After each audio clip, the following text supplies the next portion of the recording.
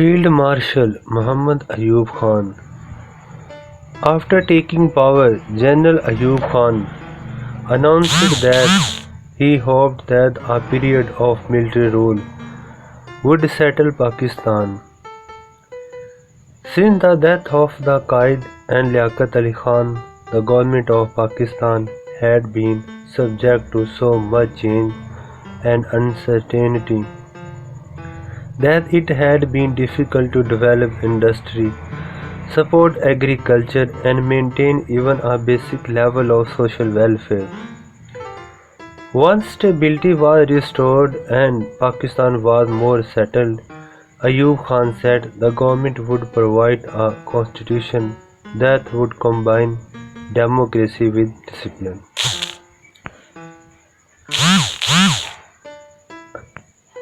Fatima Jinnah said, on 29 October 1958, a new era has begun under General Ayub Khan, and the armed forces have undertaken to root out the administrative malaise and antisocial practices.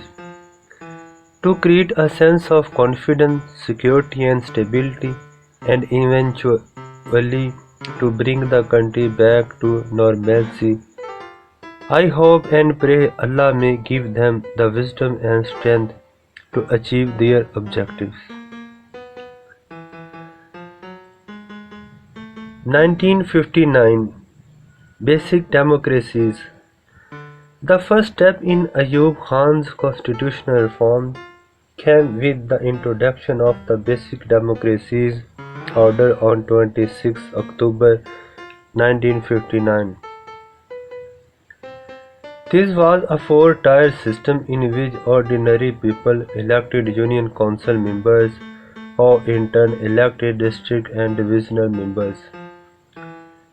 Later it was stated in the 1962 Constitution that the 18,000 elected Basic Democrats would also form the Electoral College for the election of the President and members of the central and provincial legislatures. At the end of 1959, Ayub asked the Basic Democrats for a vote of confidence. Almost 95% of them declared their confidence in him, and on 17 February 1960, he was confirmed as president. He then announced the creation of a constitution commission to make the recommendations for a new constitution. Once Ayub Khan addressed at radio on 2 September 1959, we have given it the name Basic Democracies for the very obvious reason that we want it to grow and evolve from the very first ring of the political ladder, so it finds roots deep among the people. The Constitution of 1962. The new constitution was announced on March 1, 1962, although Ayub described it as combining democracy with discipline. In reality, it set up a presidential form of government. The president could not be removed unless impeached. The president nominated the cabinet from the members of the National Assembly. The president nominated the head of the judiciary and the provincial governors. The national legislature could not pass a law without the approval of the president. The new constitution was introduced without debates, and Ayub brought martial law to an end soon afterwards. The new National Assembly met for the first time on 8 June 1962. One of its first acts was to remove the ban on political parties.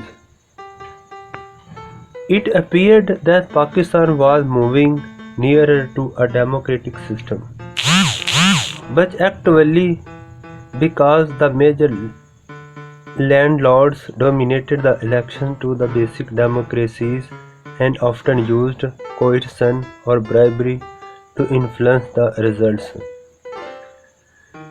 The constitution further upset the people of East Pakistan. They felt that they would have little part in governing Pakistan. Gradually, they were coming to realize that Pakistan's government was in the hands of military and civil officials from West Pakistan. Various steps were taken to placate them. Both Urdu and Bengali were recognized as two of the national languages. The National Assembly session was to be held in both Dhaka and Islamabad. If the president were from West Pakistan, then the Speaker of the National Assembly was to be from East Pakistan. Despite these measures, the people of East Pakistan still believed that Pakistan was in reality government of East Pakistan by West Pakistan.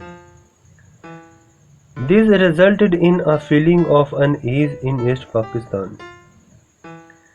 In January 1965, elections were held from the presidency. Ayub Khan was nominated by a new party, the Convention Muslim League, which he had helped form.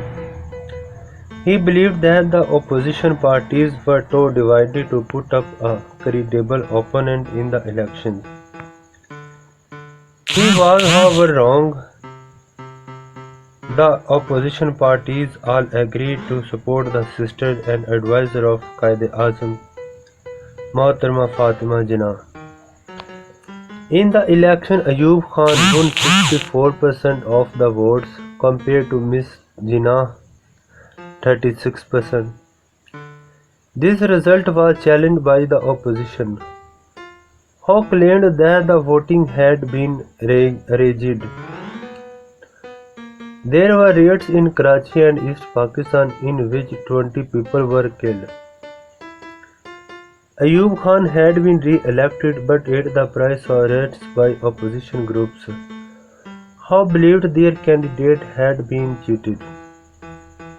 The decade of development. Ayub Khan is perhaps best remembered for a series of economic and social reforms which brought praise from politicians and economists around the world. In 1968, he celebrated this work by calling the period a decade of development. Agricultural reforms. Ayub Khan's advisors wanted to bring reforms in the field of agriculture and make it more productive. They said that many small subsistence holdings could never be efficient.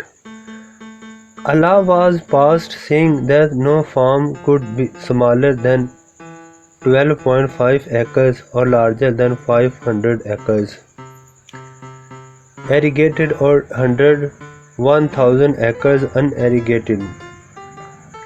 This meant that many smaller farmers found their land was redistributed. However, the resulting larger farms did produce a steady rise in food output. Big landowners were forced to find tenants for parts of their land and this to raise productivity as the tenants and smaller farmers were often more efficient than the larger. Poorly run farms. 3 major dams were built to help irrigation. Farmers were also loaned money to build walls to reduce the need for canal irrigation. These reforms revitalized agriculture and crop yields were at an all-time record. Ayub said that they had brought about a green revolution. However, it should be noted that much of the increased productivity was due to mechanization, which could generally only be afforded by big landowners. Industrial reforms. Ayub Khan's advisors pressed for more industrial development. This was carried out with the help of loans from more industrialized Western countries. particularly the USA, Germany, and UK. In 1962, an oil refinery was established in Karachi and a mineral development corporation set up for the exploration of mineral deposits. In 1964, an economic union was formed with Iran and Turkey, the Regional Cooperation for Development, in which the three countries agreed to develop ties in trade, commerce, and industry. An export bonus scheme was set up offering incentives to industrialists or increased exports. As a result of these policies, economic growth rose sharply.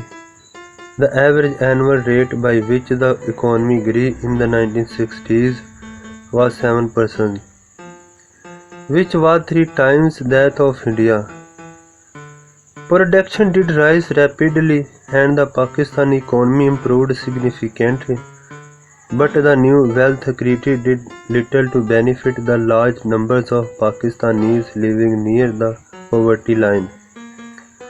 In 1968, it was revealed that just 22 families controlled 66% of Pakistan's industrial assets.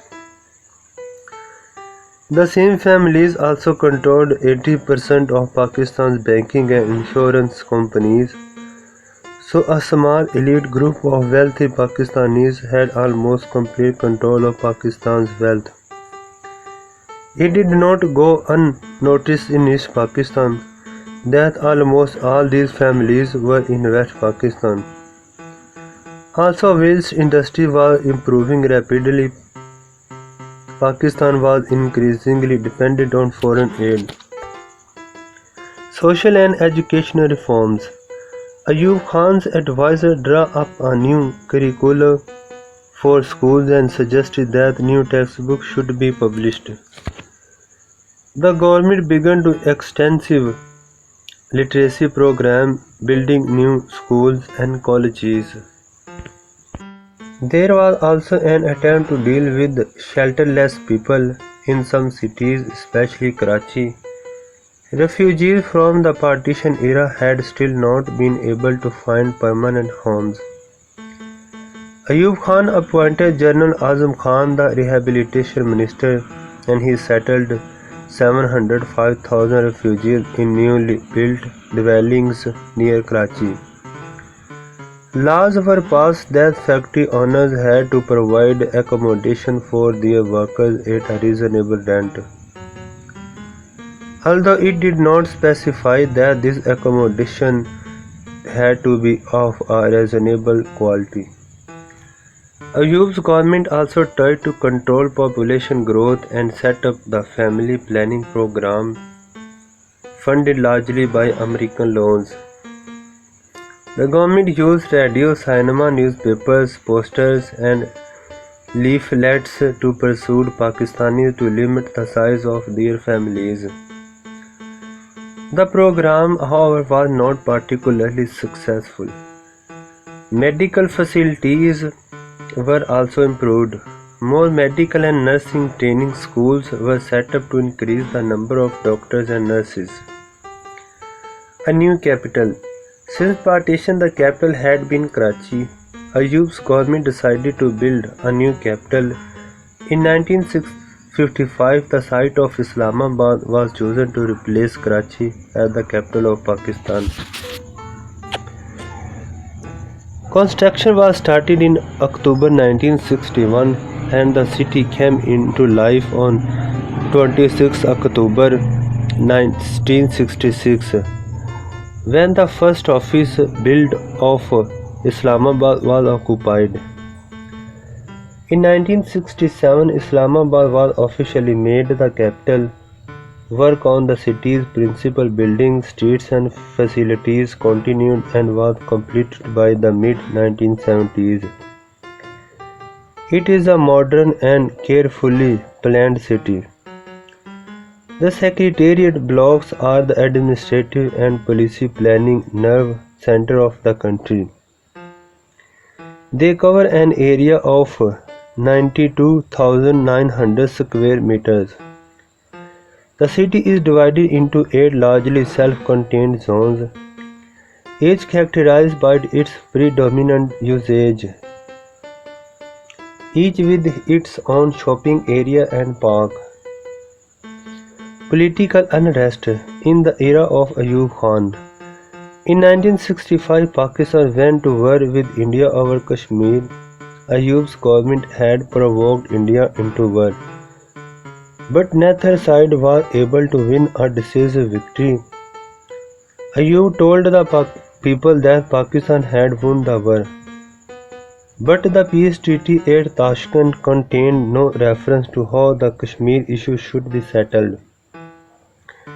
It was to regain that disputed Kashmir territory that Pakistan had started the war.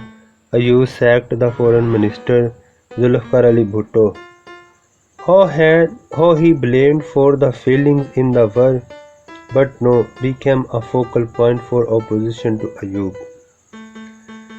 By 1968, many people were discontent with the government.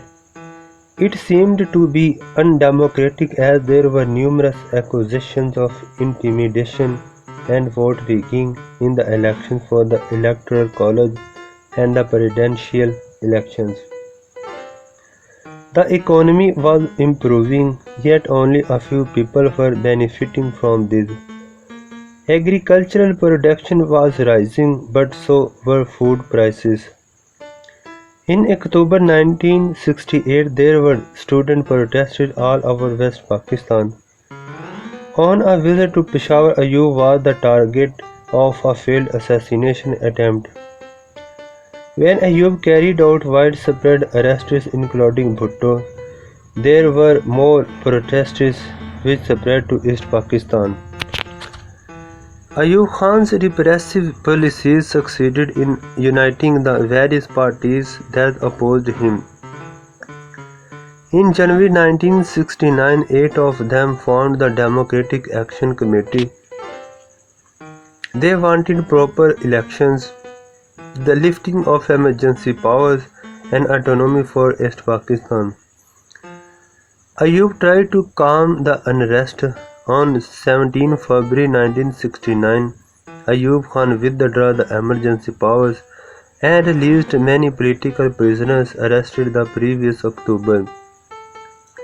He began negotiating with the opposition, but he had done too little, too late. Even his cherished basic democracies scheme began to unravel as basic Democrats resigned in large numbers. The opposition rapidly gained support, whilst he and his party rapidly lost it. By March, he realized that he had no enough support to stay in power. On 25 March 1969, he resigned. But he did not call for new election to choose another president. Instead, he handed over power to the army, and for the second time in its short history, Pakistan experienced another martial law. And Ayub Khan gave the power to another dictator, General Yahya Khan.